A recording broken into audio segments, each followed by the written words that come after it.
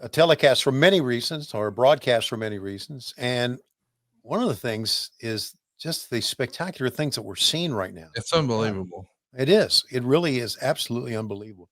You know, if it wasn't for you telling me that was Adam Cole, I would have never recognized it. It's just when there's a kid who's gone through his share of injuries, look at the fans, man, on just a standing up, just on a submission hold here. Excalibur, we know that this style that they're working here is really going to evolve into what we see in AEW every week on TV now. You know, you've probably studied this more than anybody on the planet. How would you describe this style of wrestling? Because it was very influential. I mean, you know, there's so many wrestlers who are, you know, cutting their teeth and getting their first big break now. They grew up on this, and this is sort of the new way. But is there a term to describe this fast-paced style that Pro Wrestling Guerrilla became known for? If there is a term, I don't know it. I mean, the what I would say is that it's the North American indie style, but even that's kind of unfair because it takes influences from so many places. You know, I mean, it was from Japan, from Mexico, and from a lot of what people were doing in ECW, but it was really, I think, a reaction, kind of the antithesis of the slower, more plotting style, that you would see on. I don't know, plotting maybe is the wrong word, because you would see these matches that they were 2.5 minutes long on Raw or on Nitro, and it was just like, I mean, that's. Sure, you got to see a lot of matches, but did you get to see any good matches that night? And Right.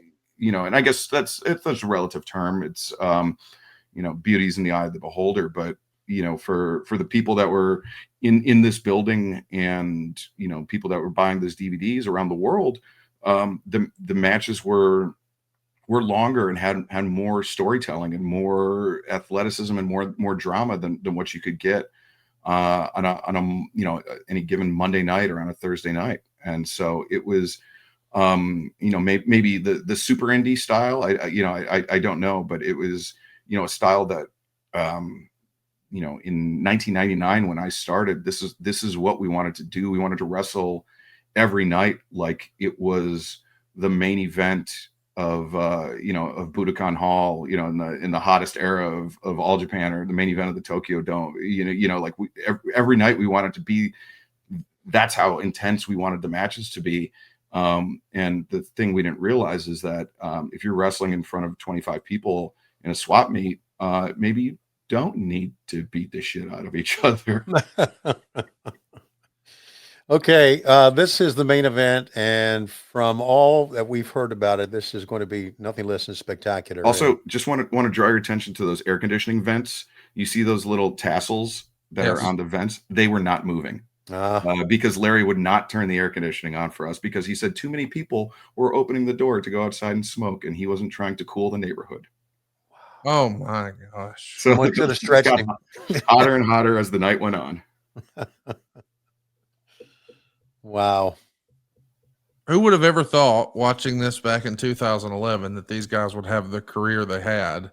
Excalibur, would have ever been on your bingo card that Kevin Owens would main event WrestleMania one day against Stone Cold Steve Austin? That just seems make believe, hearing that in 2011, I'm sure. In 2011, it was insanely hard to believe, just because there wasn't a place in wrestling for a guy like Kevin, not just his body type, but just a brawler, a hard hitter, but like a guy that was creative and inventive. That there just wasn't a place like that for him in mainstream wrestling. It was a path that he had to carve out for himself, and it wasn't easy. But if there was anybody that was going to do it, if you told me in 2011 that Kevin was going to be the one to do it, I wouldn't be surprised. It's even more unimaginable because Stone Cold wasn't even wrestling in 11. He's retired. So the idea that he's going to come out of retirement and he's going to wrestle Kevin Steen at WrestleMania, not The Rock or John Cena or whatever, it's just like, wait, what? Yeah. But I was a Steen fan from day one, and I was so happy when he first made his way to WWE. I think his first PLE, I think it was against John Cena. And I made it a point to be there in person because I was like, I can't believe this guy's in WWE. It felt like a dream come true. And he's wrestling John Cena. It didn't feel real. I remember that first match against Cena, and if I remember it correctly, Cena was breaking out moves that no one had ever seen him do on a WWE show before. And I would like to think that's thanks in large part to the fact that he was wrestling Kevin Steen, who was quite unlike anybody else in WWE at the time, and that he was the kind of guy that would, could bring that out of Cena, or that Cena would want to kind of try to not rise to Kevin's level, but try to play Kevin's game, so to speak. And here's El Generico, who, by the way, we watched some Chikara last week. We heard him do a promo with those two crazy guys, 2.0. Man. Yeah, Generico is he was an incredible talent. Unfortunately, for him, his heart took him to a different place. He was, he's very passionate about professional wrestling, but he's also very passionate about the orphanage that he ran in Tijuana, Mexico. And, to my knowledge, is still down there doing great work and helping those children.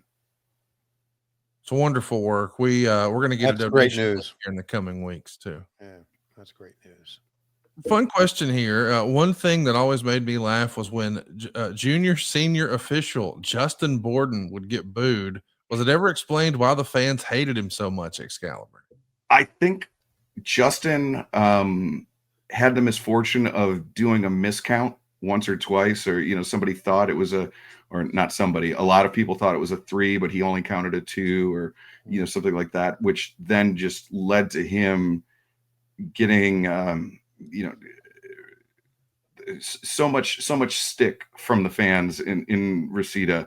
And Rick Knox, we saw it in the first match actually, that with Rocky and TJ, that he would get into the act, he would do stuff, he'd play a role in the matches which you wouldn't normally see on many shows, and Rick was kind of this beloved figure, and Justin just had the misfortune of a couple missteps, and that it was what led to him getting booed, but then it allowed him to kind of have his own character, where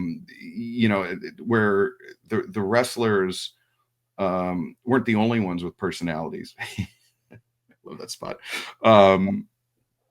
But that, like even the referees could have a little bit of personality, that it was, it was such a tight space, such a confined space that, that you see, I mean, Rick Knox, he's basically sitting in somebody's lap.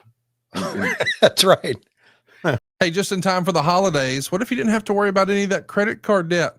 If you're feeling stuck making the minimum payments and you don't want to have to put Christmas on a credit card, we can help at SaveWithConrad.com. We routinely help our listeners save hundreds of dollars a month. Find out how much money you can save right now for free at SaveWithConrad.com.